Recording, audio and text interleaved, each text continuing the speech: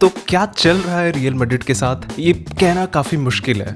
कहते हैं ना कि जब शनि का प्रकोप आए तो सारी चीजें बुरी होने लगती है। आई थिंक रियल मैड्रिड के साथ भी यही हो रहा है अभी। And I am not just talking about the league, it's long gone.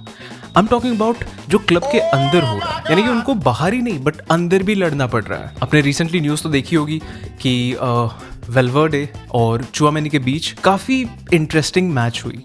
And I am not talking about football, I am talking about the best UFC game that you will ever see. वैसे ही team में बहुत ज़्यादा pressure है क्योंकि वो league हार रहे हैं, चैंपियंस लीग से बाहर हो गए। 2 साल से बार्सिलोना ने उनकी क्लास लगा दी है। एंड अभी इतने प्रेशर में वेंसडे को जब ट्रेनिंग चलते रहती है तो जहाँ तक रिपोर्ट्स आए हैं, चुआमेनी ने वेल्वर्डे को बहुत ही जोर का टैकल किया एंड इसमें काफ़ी दोनों के बीच हीटेड आर्ग्यूमेंट्स हुए। बट देन टीम आई एंड टीम ने दोनों को अलग कर दिया एंड सबको दबाने की कोशिश की। बट देन ड्रेसिंग रूम में ये प्रॉब्लम फिर से शुरू हुई। नाउ इंटरेस्टिंगली दोनों घर गए एंड दोनों प्रिपेयर होकर आए थे next time, because then Thursday को जब ट्रेनिंग हुई अगेन दोनों के बीच बहुत ज़्यादा एनिमोसिटी थी। दोनों एक दूसरे से बहुत ज़्यादा झगड़ रहे थे एक तरह से। एंड ट्रेनिंग के जस्ट पहले वेल्वर्डे ने चुआमेनी से हैंडशेक करने को ही मना कर दिया और बस चुआमेनी ने इसको बहुत ही पर्सनली ले लिया। एंड द रीजन वाई वेल्वर्डे ने हैंडशेक करने से मना किया इज बिकॉज कि उसने कहा कि जो पहले की फाइट थी वो चुआमेनी ने मीडिया को लीक कर दी। बट चुआमेनी ने कहा कि मैंने तो ऐसा कुछ नहीं किया। खैर ट्रेनिंग के दौरान फिर से टैकल्स हुए, फिर से बहुत ज़्यादा हीटेड आर्ग्यूमेंट्स हुए एंड ड्रेसिंग रूम में चीजें थोड़ी सी ज्यादा बिगड़ने लग गई। ना अकॉर्डिंग टू वेल्वर्डे के ऑफिशियल स्टेटमेंट से उसने कहा है कि ऐसा कुछ भी फाइट उन दोनों के बीच नहीं हुआ। एंड वेल्वर्डे ने कहा कि उसकी गलती की वजह से वो आर्गुमेंट के दौरान टेबल से उसे चोट लग गई एंड वो हॉस्पिटलाइज हो गए। But come on seriously, like we know कि क्या हुआ है। I am not sure.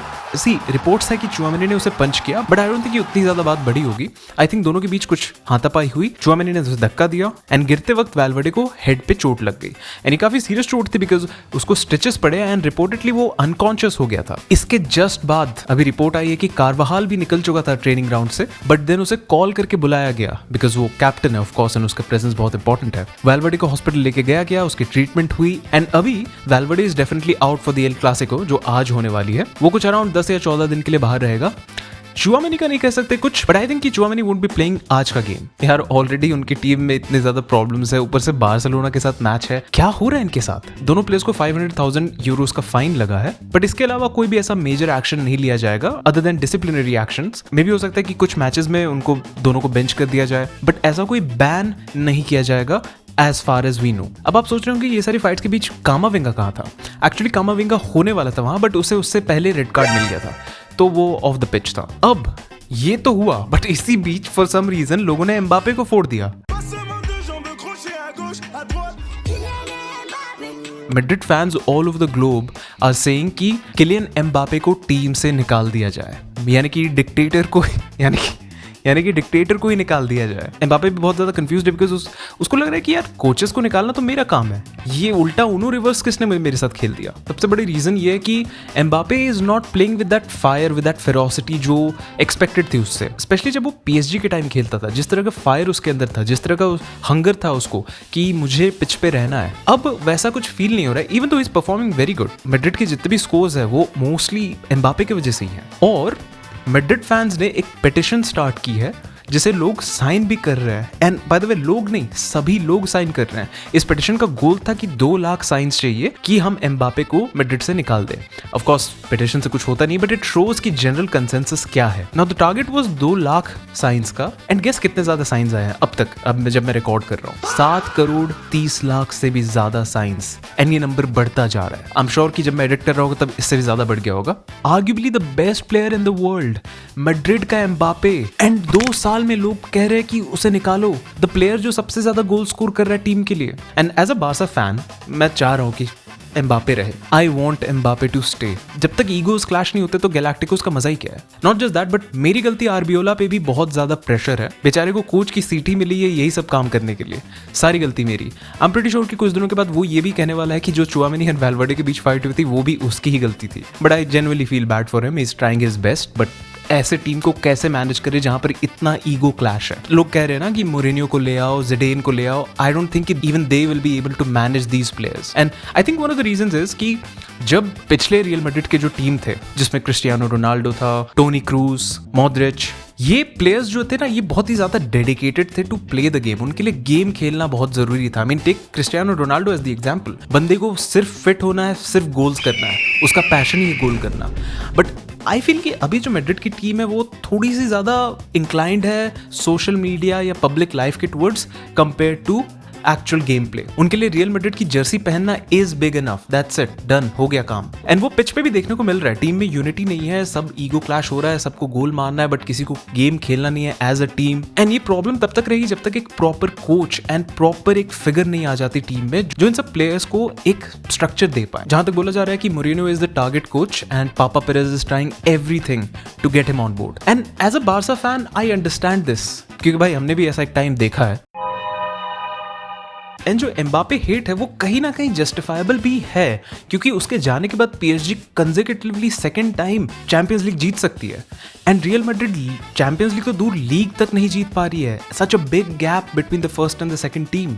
And Barcelona में मेन स्ट्राइकर फेरान टोरेस है। I mean imagine that. But अब आते हैं हम लोग अभी आने वाले एल क्लासिको की। बहुत ही इंटरेस्टिंग मैच होने वाला है बिकॉज रियल मैड्रिड पे बहुत ही ज्यादा प्रेशर है एंड उसका ऑपोजिट बार्सिलोना के साथ है। वो लीग जीत चुके हैं बट ये Clasico win will solidify it. And interesting होगा टीम का मोराल देखना। रियल मैड्रिड अभी बहुत ज्यादा स्ट्रगल कर रही है, प्रेशर बाहर से भी है अंदर से भी है, यानी कि वो एक्सप्लोड भी कर रहे हैं, इम्प्लोड भी कर रहे हैं। एंड ये गेम कैंप नो में होने वाली है, ऐसा स्टेडियम जहां पर बार्सा अनडिफीटेबल हो जाती है। And don't talk about the Atleti match, ठीक है, वो मैं काउंट नहीं करूंगा। Raphinha is expected to return and I hope कि वो आ जाए बिकॉज बहुत दिन हो गया रफीनिया को देखे हुए पिच पे दौड़ते हुए। एंड जब भी एल क्लासिको होता है रफीनिया से ज्यादा किसी और की जरूरत नहीं होती। बट आई ऑल्सो वांट कि मार्कस रैशफोर्ड को भी थोड़ा सा गेम टाइम मिले and I want him to perform well because this is the stage जहां पे रैशफोर्ड अपना प्रेजेंस दिखा सकता है एंड टीम में एक स्ट्रॉन्ग प्लेस बना सकता है। Lamine Yamal is still injured and he is very likely to miss the entire league जितना भी बचा है बिकॉज फीफा वर्ल्ड कप आने वाली है एंड आई डोंट थिंक कि स्पेन या हांसी फ्लिक थोड़ा भी चांस लेगा उसके साथ। Okay, future me here and I just saw कि कौन कौन खेलने वाला है El Clasico. The team is stacked, Lamine Yamal को छोड़ के ऑलमोस्ट सारे प्लेयर्स हैं and I am interested to see कि कौन स्टार्ट करेगा game because this will be a very interesting lineup. उससे भी ज्यादा इंटरेस्टिंग ये है कि Hansi Flick is going to give chance to new players जैसे कि Xavi Espart and Eder Aller. Now Eder Aller हमारा एक नया गोलकीपर है। Let's see how he performs अगर उसे चांस मिलता है।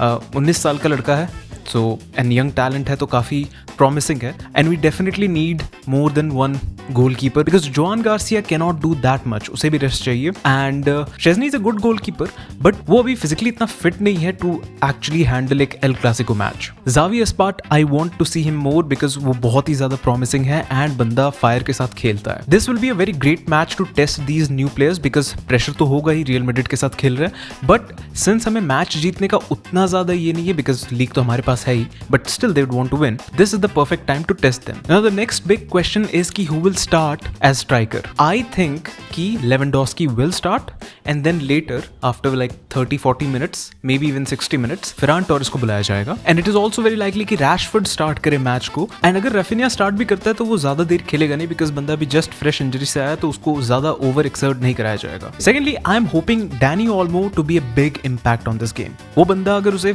खुली छूट दे दी जाए तो बहुत अच्छा खेलता है। He can be a great false nine and I am hoping कि वैसा ही कुछ आज देखने को मिलेगा।